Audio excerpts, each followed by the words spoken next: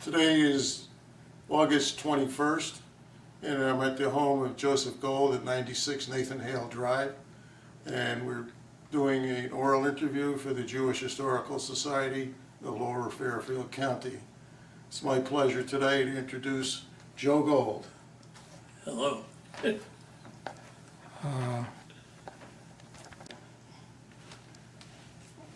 Well, Joe, what is your full name?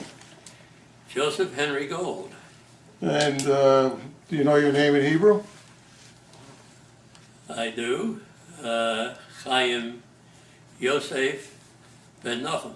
And do you have any idea who you're named after? No, I don't. Where were you born? I was born at 80 Grey Rock Place in Stamford, Connecticut. And who was the doctor that delivered you? Dr. Jacob Nemoitin, And what year was that? 1916. And so, how about your parents? Where were they from before they located in Stamford? Well, my parents came from Russia. And I guess my mother settled in Brooklyn. My father came directly to Stamford because he had two brothers and a sister living in Stamford. One brother was Abraham Gold, the principal of the Hebrew school, and the other brother and my father's sister's husband had a dry goods store in Stamford. So he came right from Ellis Island here. I wasn't aware that he had relatives in Stamford. And what did he go to work for the relatives, or? No, I think he got a job in a raincoat factory, which wasn't to his liking. And then he got a merchandise and peddled it from Stamford to Bridgeport on foot. On foot. And how about your mom? What was she doing? Where did he meet her? He met her in Brooklyn. His brother, who was in the dry goods store, knew some people in Brooklyn, and he arranged to introduce my father to my mother. What was your mother's maiden name? Her name was Rose Priven. Priven. And Yes. do you think that your parents' name was Gold when they were in Russia? It was not, it was Goldovsky. And when did they change it? When they came to Ellis Island, or what? No, it was already changed when my father got here. Oh.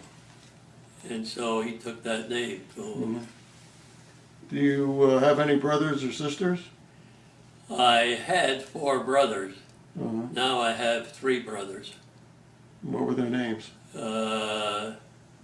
I was the oldest.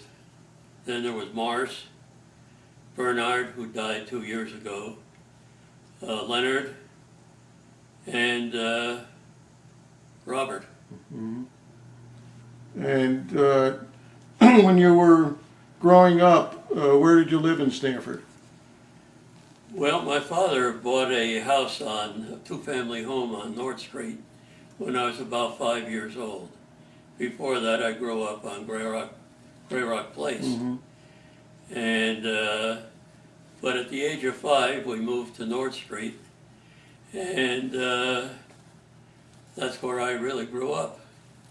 You, when you say there were 5 sons, when it was dinner time, did your dad come home and everyone sit down and eat together, or was it different then? Everyone sat down and ate together. Uh, A little different than today. yes. And then, when you were growing up, what schools did you attend? I attended, first I started at Center School with kindergarten. And then, this came off.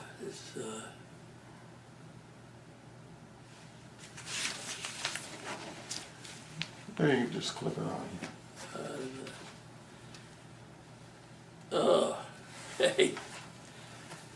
Then I went to Franklin School. Let's sit over here. up until up until the sixth grade. I was supposed to go to Burdick, but Burdick wasn't ready. As a junior high, it was being transformed from a high school to junior high. And instead I went to Rice School for a year. Rice School was near the railroad station where UBS is today. And then the 8th grade, I went to Burdick. And from there, I went to Stanford High. All on foot, by the way. Yeah.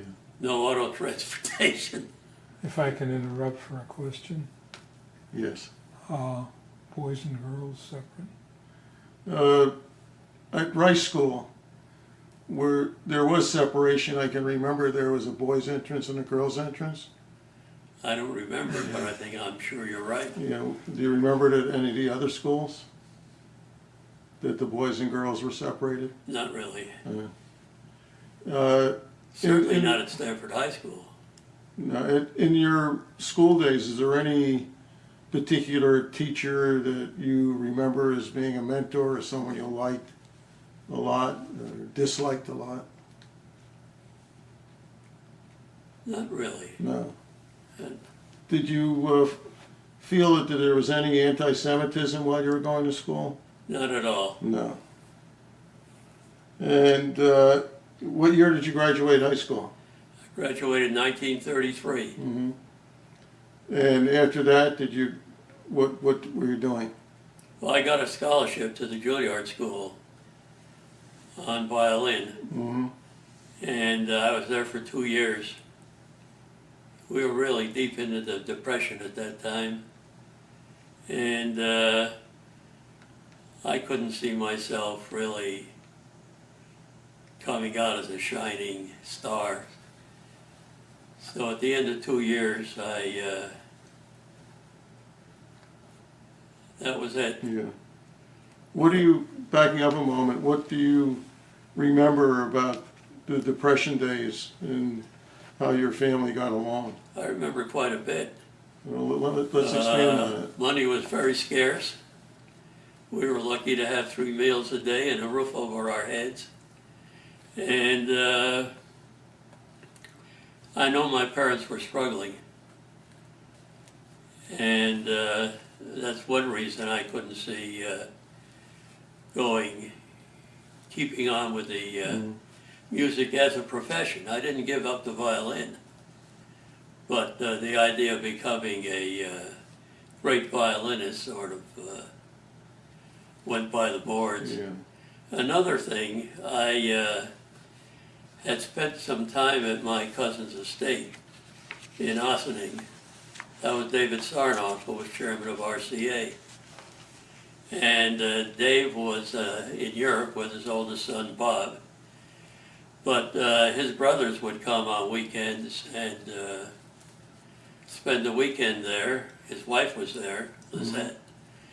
And I was at his sister's house on vacation in Bell Harbor, Long Island. And his wife called and invited her up for the weekend. And she told her that I was at the house, and she said, bring him along.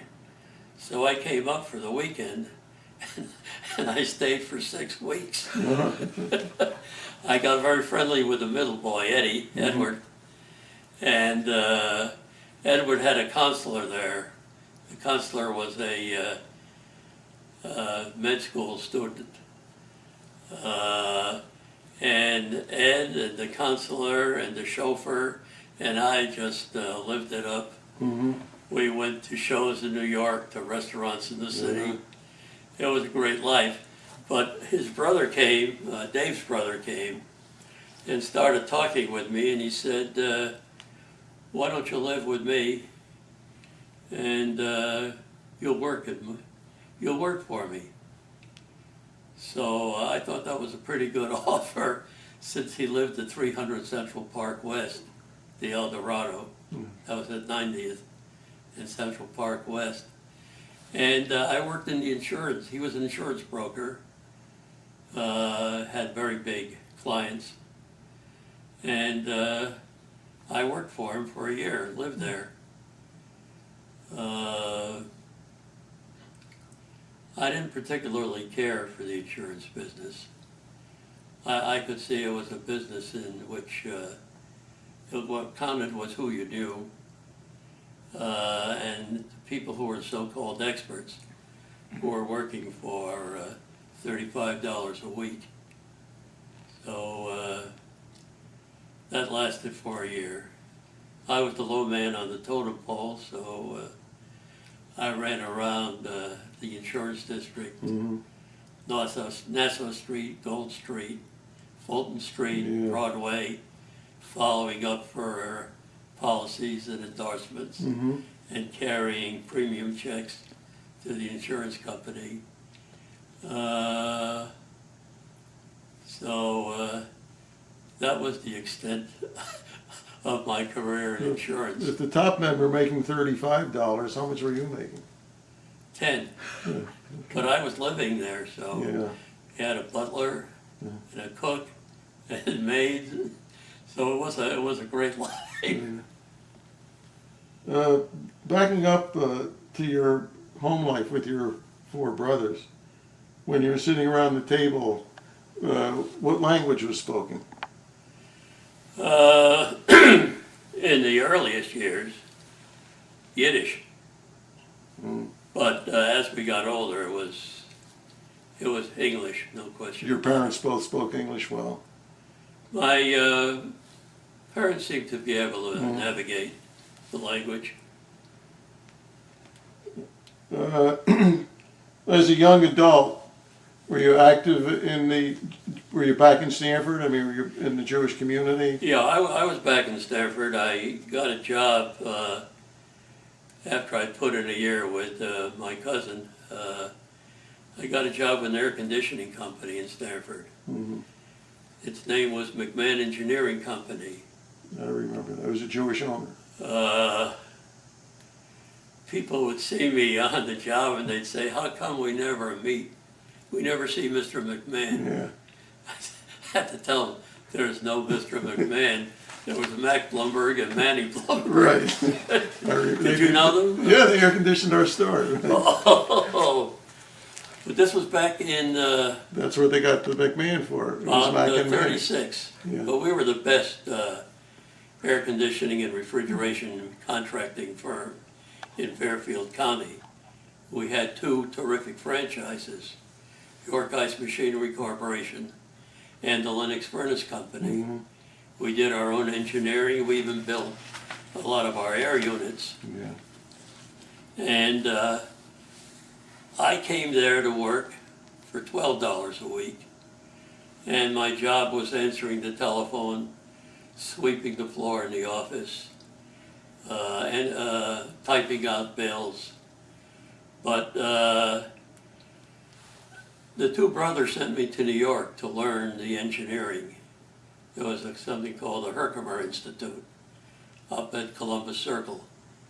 And I would go 3 nights a week. That didn't do too much for me. But then they sent me to York, Pennsylvania. York had a terrific crash engineering course. And I was there for 6 weeks. And when I came back, I felt that I was pretty good in engineering. And I went out to develop business. And I gave myself a title, by the way, general manager, with no increase in pay. But I got to work with some very big architectural and engineering firms and designed some very interesting systems that had nothing to do with, basically, with comfort cooling. They had to do with process that the company was doing, manufacturing process. I designed a system for Phillips Chemical Company in Glenbrook for their milk and magnesia tablet department, because in the summer with high humidity, the machines were stamping out powder into little pills. The pills would hit the receptacle to collect them, and then they would immediately disintegrate into powder again. So with the proper temperature and humidity conditions, they were able to manufacture without a stop all summer. Plus, an added benefit was that the people working there were comfortable instead of sweaty and uncomfortable.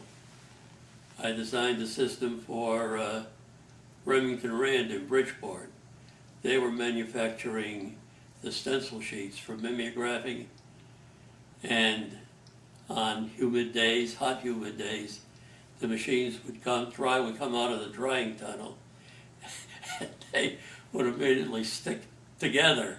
So they had a tremendous rejection rate. With the proper air conditioning, temperature and humidity and air motion, they were able to manufacture without that problem. Yeah. Another system was in for Bridgeport Brass. They were using water to cool the brass molds, and the water would of course pick up the heat from the molds, and they'd have to waste the water and keep replenishing the supply, which made for very expensive water bills. And I remember when I met the chief engineer, he explained the problem to me, and I said, "Mr. Brewer, I don't know the answer to your problem, but I'll go back and talk with my people." And he said, "You know, Mr. Gold," he said, "I've had other people in here. They've said exactly the same thing, and I never heard from them." I said, "Mr. Brewer, you'll hear from me, even if I tell you we don't know what to do." So I went back and I discussed it with my people. We pulled in people from American Blower Corporation, from whom we were buying blowers, and we fashioned the system. And I came back and told them what we proposed to do. And what we proposed to do, they had a big tunnel through which they ran air that they had gone over their generators and it picked up heat. They pushed it through the tunnel and up through a stack. We piped the hot water from the brass molds into that tunnel and sprayed it we ran the piping at the top, at the roof of the tunnel, and sprayed it down and took advantage of a psychrometric principle. Namely that when you change water into vapor, it takes a certain amount of heat. Well, we got the heat from the hot air going through the tunnel, and the water dropped down into what we had created as a basin, the bottom of the tunnel, and we were able to recirculate a good portion of the water as makeup water, reducing the amount of city water that they had to, use. And they saved substantial amount of money by doing that. Mr. Brewer, the chief engineer, insisted on issuing a purchase order.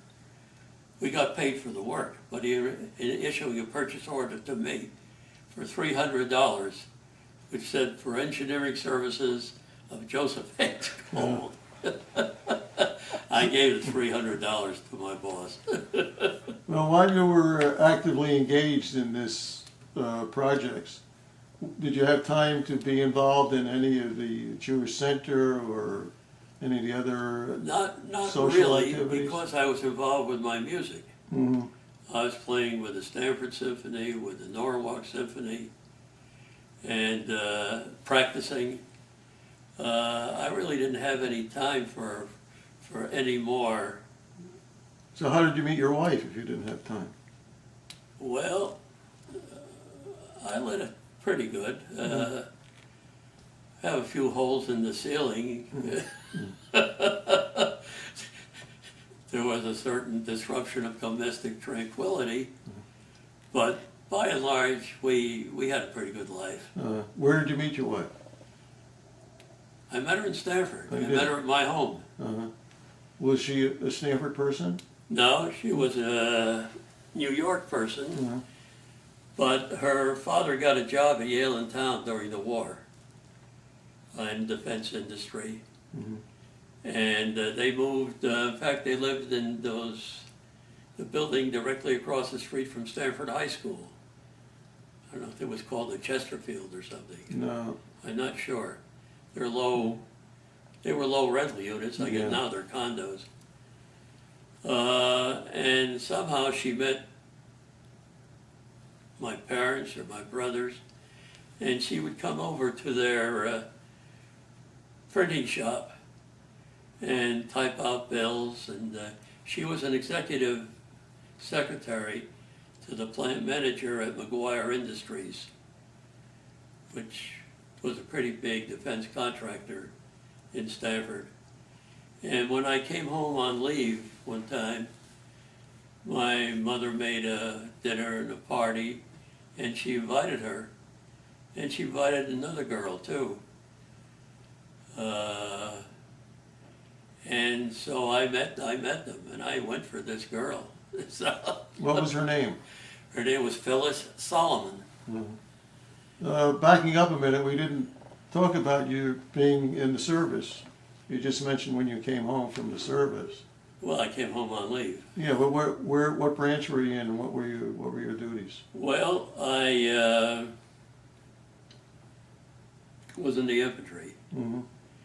Actually, when the war started, and it looked like I might be drafted, I left the air conditioning company and got a job with George E. Sharp Naval Architects and Engineers in New York City in their ventilation and heating and air conditioning department.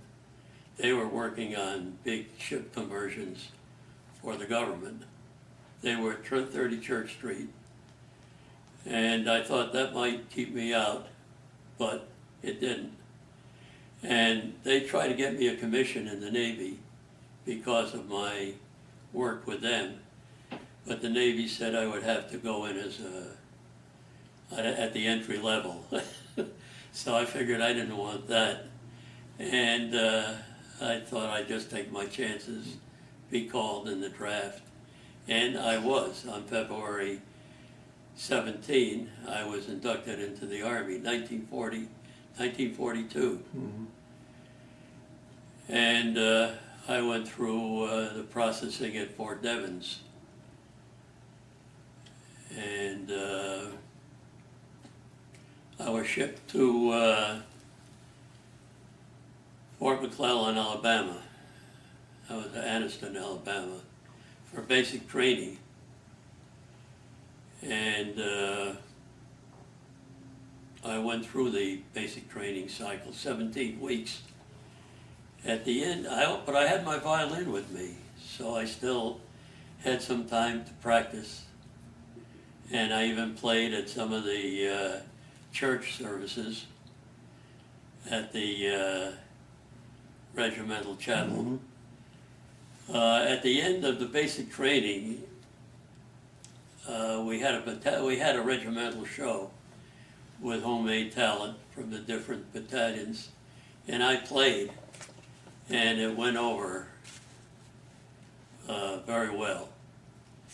The guys really ate it up, my playing. The next morning I get a call from battalion headquarters to report there, which I did, and there was a young Captain Maroon, who was the training and operations officer. And he said to me, "Gold, I heard you play last night." He said, "I really enjoyed it." He said, "How would you like to stay here and be my assistant?" I said, "Captain, I'd like that very much." And so the guys all shipped out, but I stayed. And I worked with him, and he promoted me practically every week, from private to PFC, to corporal, to sergeant, to staff sergeant, to tech sergeant. That was the highest I went. And I was there about a year. And then he said, "Go, I think you should become an officer." So I had to take a non-commissioned officer training course first, And then I went to the infantry school at Fort Benning, Georgia. Being an infantry officer was not my objective, but I had no way of getting out of it. So I went to the infantry school, and that was a 3-month course. When you came out, if you graduated, you became a second lieutenant, a 90-day wonder. And so it got toward the end of the 3 months, and one of the things we had to do, as far as the testing, which was done, was to pass the obstacle course. Well, I was able to do the obstacle course, except for one thing. I was unable to scale the 8-foot wall. I would run up to that wall and freeze. I would just die. There was another man in our group. We had to jump across a ditch, a wide ditch which was filled with water. He would run to that ditch and jump right in. Mm-hmm. In any event, I got a call from Captain Maroon, and he said, Gold, you're going to have to be able to master that, because if you don't, you're simply not going to get out. You'll go back to being, I forget, whatever it was, an uncommissioned officer mm-hmm. or private. So I went out at night and practiced. And I got to where, that week, I got to where I could scale that wall. Do it. Mm-hmm. They came, but a day or two before we had to run for record. We were having a break, we were having a training session of some sort, and a couple of the guys bumped into me and knocked me over hard. It was accidental, they were horsing around, but I had to be taken to the doctor, and he said to stay in the barracks. And this was about 2 days before we had to run for record. Well, the day we had to run for record, I showed up to run for record with the others. And my turn came to run.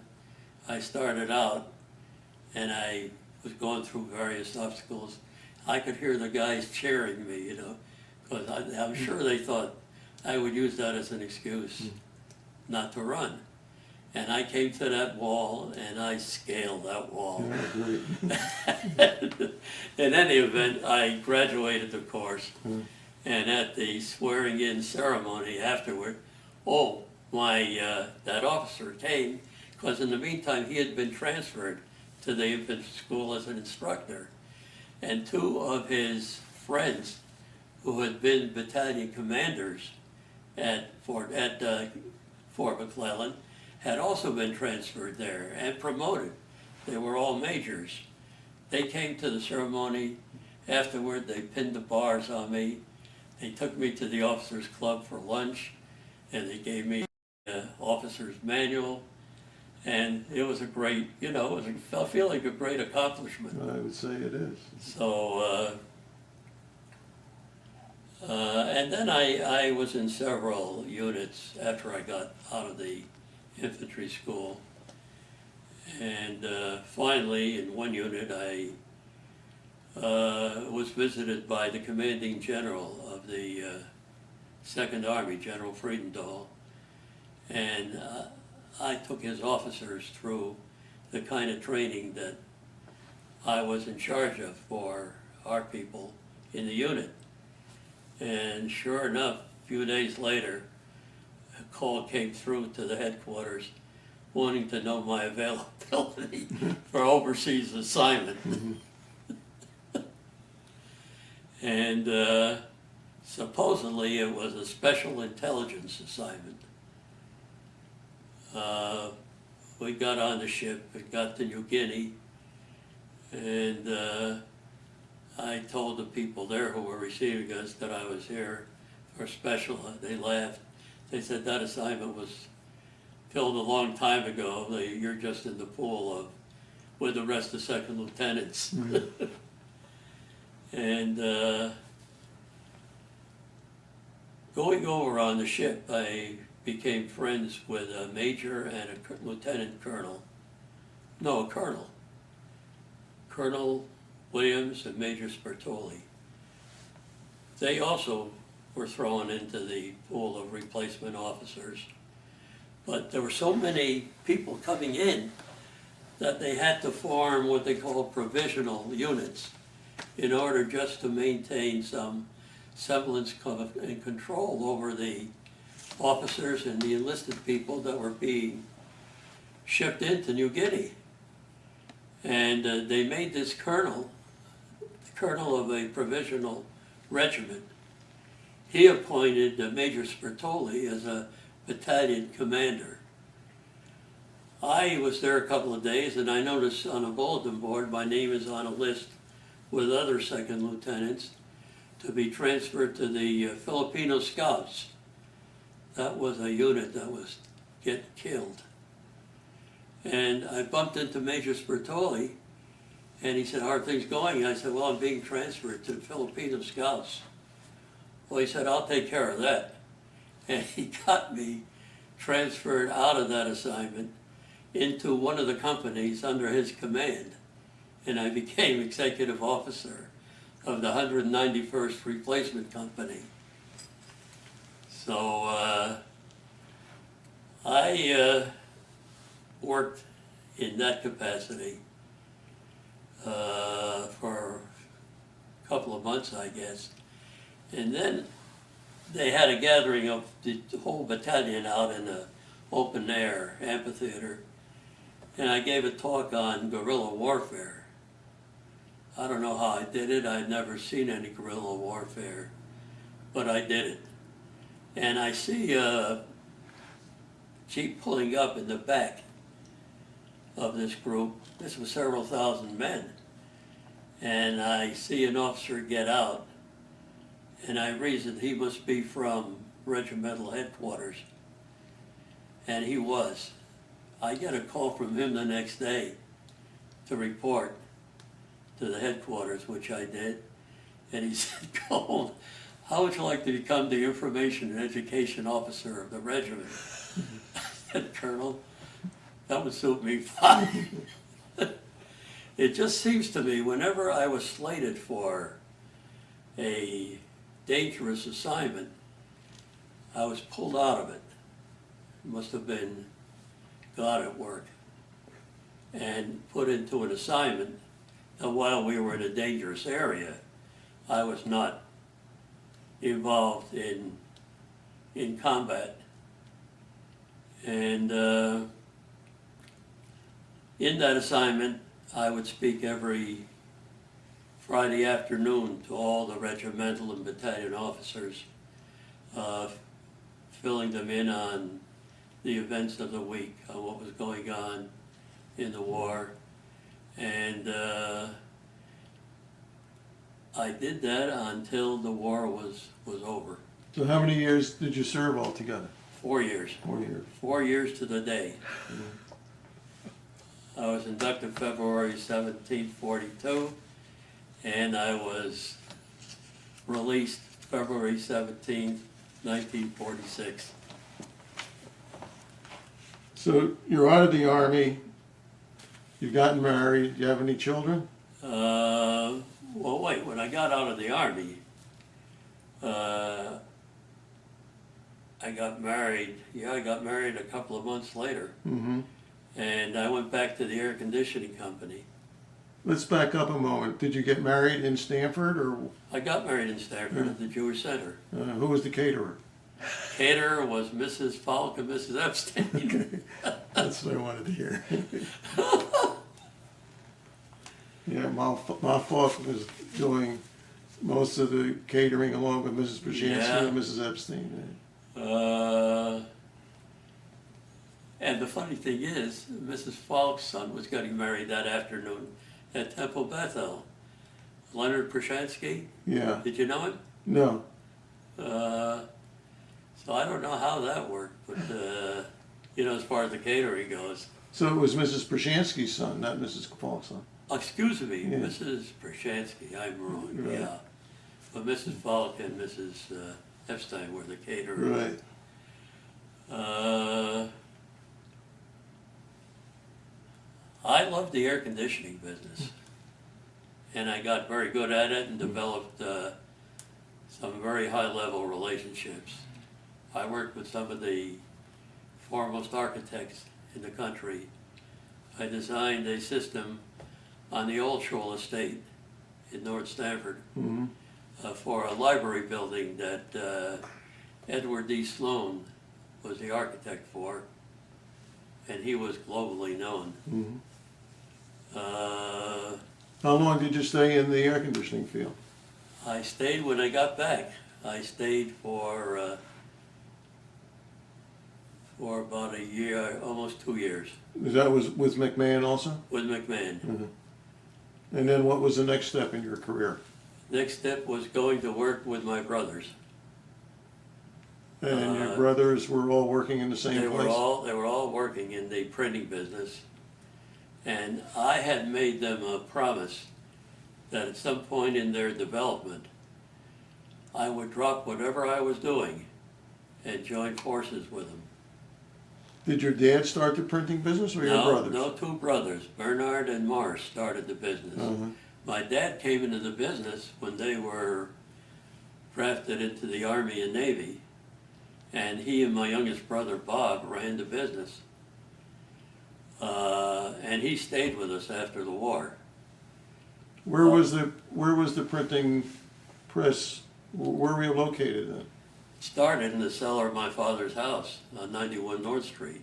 And then the boys moved around the corner to Franklin Street into a store next to the barber shop. And started and ran the business from there. And but then the war came. And Morris wasn't drafted. Morris was working for the Stanford Iron Supply. Bernstein's. Bernstein. Yeah. And the Bernsteins lived on the second floor of our house. Oh. Excuse me.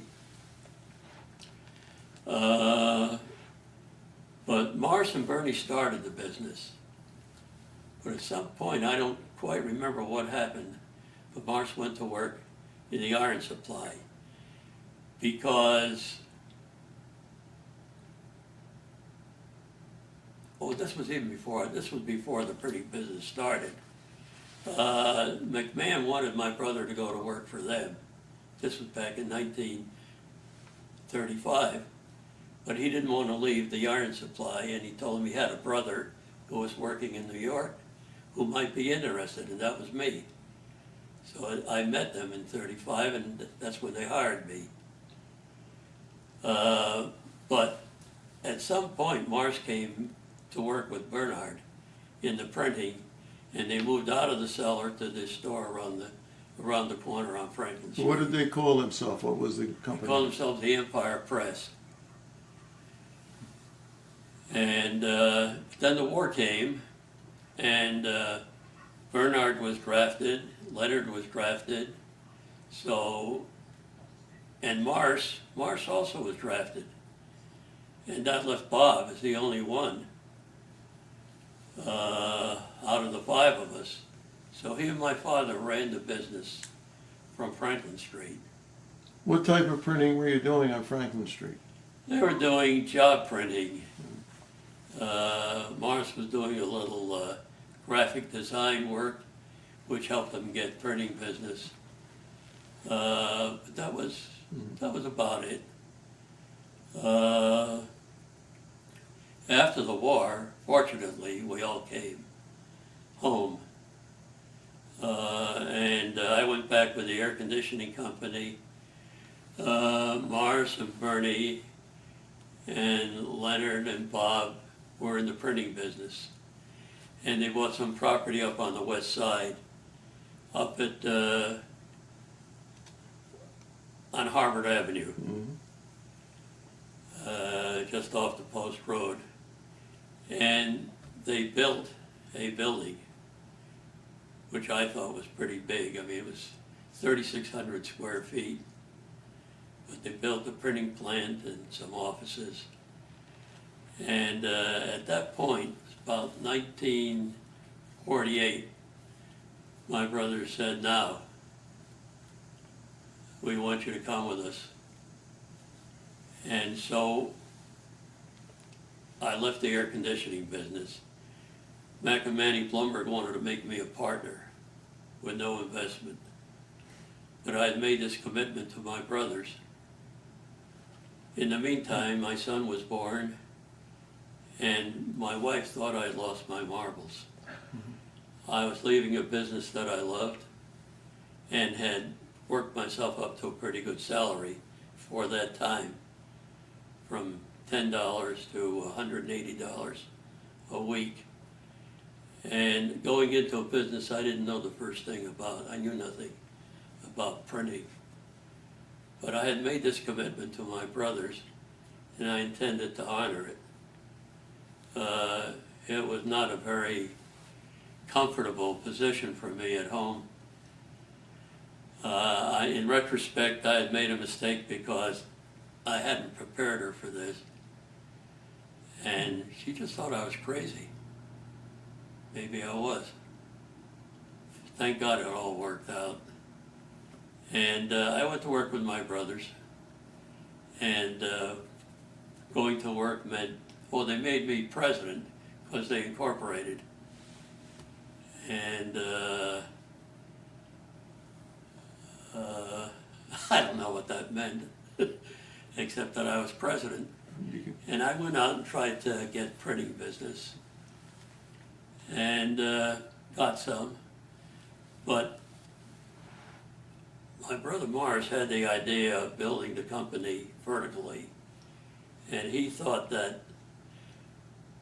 developing a graphic arts capability would lift us out of the, there were plenty of printers around. Yeah.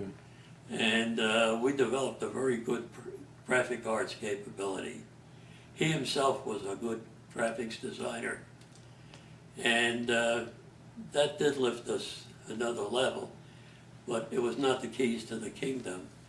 And we began to realize that there was more to this business than printing or graphic design. And we began to realize that there was such a thing called communication. And we changed our name to Communication Corporation and started to develop an ability to understand information and writing, and we built that capability, which we presented as a package. In other words, I would go out and present this not to purchasing agents or to print buyers. I would get the top management. How I did it, I don't know, because I had trouble hearing when I got out of the Army. I mean, there were many people whom I would sit across the table. I could see their mouths moving, and I couldn't hear what they were saying. And in any event, we built that capability, and we began to develop relationships with top-level corporate executives. I had one situation. We also opened offices in New York City because we felt there was no future in Stanford. We had one big client in Stanford, Yale and Town Manufacturing Company. We also did some work for Pitney Bowes, for Perkin-Elmer, but we couldn't see any expansion of that. And also, Yale and Town moved out of town, and we lost our biggest client, and which left us really with a very low level of revenues from other customers. We went to work in New York. I commuted to New York for 14 years. And I began trying to develop business in the city. And we had one situation with a company called Cerro Tabasco. They had copper mines in Peru. They were a publicly owned corporation. And I was able to get an appointment with the vice president who was responsible for the annual report. And I brought Mars with me because I had difficulty hearing. And Mars had reviewed their previous year's report and started to tell this vice president what was wrong with the report. The vice president ordered us out of the office. I couldn't hear him. So I sat on the sofa there smiling, and he was saying, "Get out." I finally got the message, and we got out. Mars had a way of doing that, and he told me that he was doing that simply to arouse the prospective client to get him to talk. Well, many prospective clients were not too happy with that approach. In any event, we were able to develop some very fine relationships in the city with some of the Fortune 500 companies. And we moved to a new building that was constructed at 38th and Madison, 260 Madison Avenue. It was famous for its red-headed elevator operators, many of whom were pretty good, good looking. And we had offices on the top floor there. It was a 22-story building. And we built our abilities and our capabilities. And then when the Pan Am building was built, we were among the first tenants of the Pan Am building. I think we were on the 51st floor. And meanwhile, we honed our abilities and our personnel, and we built the company to about 43 employees, including the 5 brothers The 5 brothers and my father. you were able to work along each other, with each other.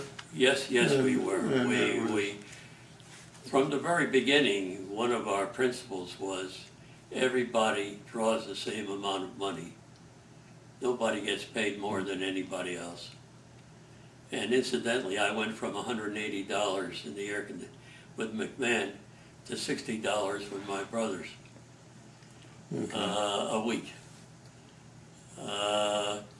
We had differences of opinion and disagreements. Yeah, but it would resolve. But when we walked out of the office, you'd think there were 5 little boys walking out because we were joking and laughing and as though nothing had ever taken place. So when did you retire? I retired at a little over 72 years old, 1988. Is that when the business That's when we ceased to sold the business to one of my brothers and his 2 sons. So is it still in existence? No, it's not in existence. They had a couple of very good years, and then the business started heading downhill. And it was heading downhill because, number one, they weren't prepared to make the capital investments that were necessary because of the changes in technology. And 2, because corporations were changing the way they were doing business. I mean, the big thing we had to offer was one source of undivided responsibility in developing these publications. You didn't have to get a printer, a graphic arts designer, a public relations firm, a writer. We gave them the whole package.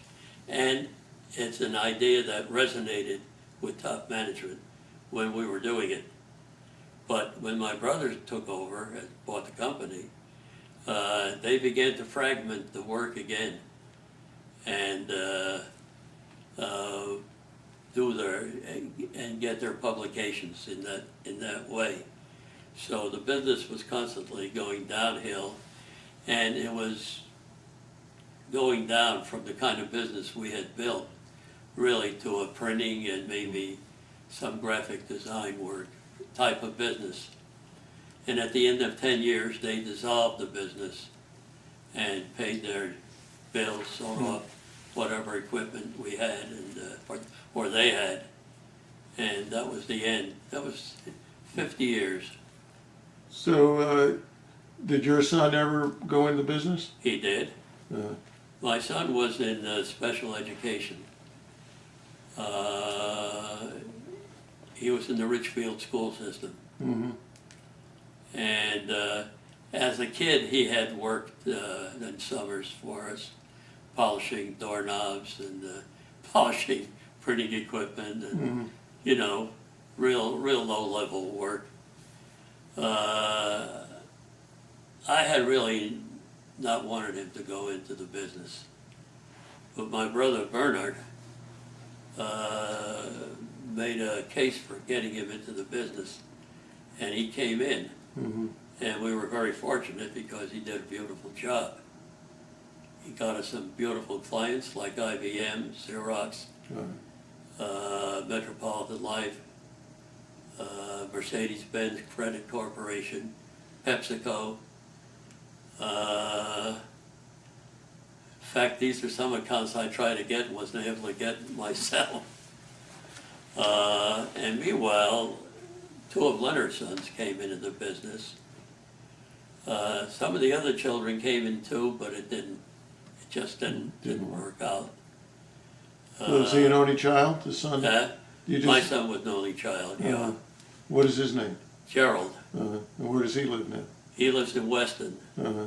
And he came into the business. He was with us 10 years and did a superb job, and liked the business. But at the end of the day, we sold the business, Mhm. and they wanted him to be a partner, but it was not a good idea. Yeah. And so he worked for them, I think, for 2 years, and then the opportunity came up to get back into special education with the Wilton school system, and he was living in Weston, so Oh, right. Wilton was next Yeah, door. next door. And he always keeps saying, "Dad, you sold the business from under me." But the truth is, he would pass me in the hall and he would whisper in my ear, "Sell, sell." But it was a good ride. I Good. mean, I loved the business, and I loved my brothers, and That's wonderful. I somehow have so much respect to when I would see the five brothers together, especially being an only child, and to see how well you always respected each other. it was It was a a great great team, experience. You should be very proud. And you know, each one of us wanted the other one to move up, Yeah. move ahead. You Because mentioned our salaries depended on what the others Right. were doing. You well as on mentioned our that own input. you had some photographs. Yeah, I had some. How about, do you want to give us a little solo on the violin that we can know how well you played? Well, I don't think it might be a good example of how I can really play. Well, we'll give you a little, I'll do it. give you a few minutes to practice. Uh, Here, I'll get- Bernard, Leonard,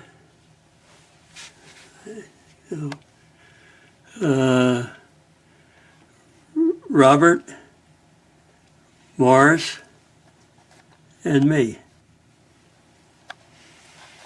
Joe. No matter how good you get, when you start to play, it's as though you never touched the instrument. And I was playing string quartets with a very fine violinist.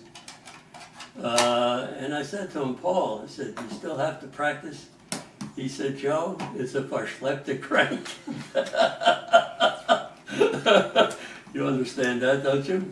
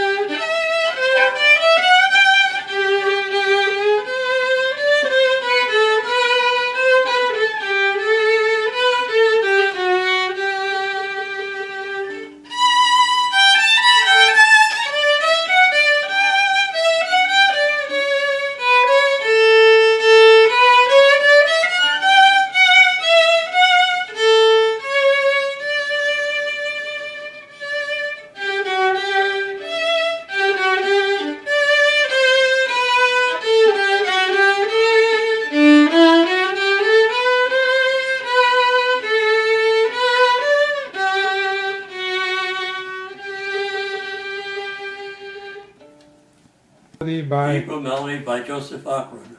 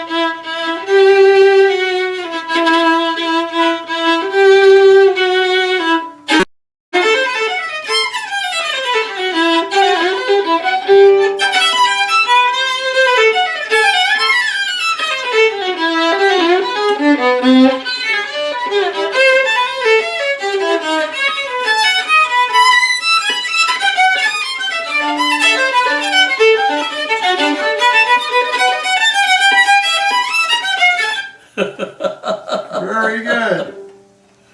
Well, for having grown up here and looking at it in the present day, what's your take on it? Do you think the good old days were really the good old days, or Well, now? I have mixed feelings. I enjoyed the small community. I enjoyed the closeness of the Jewish community.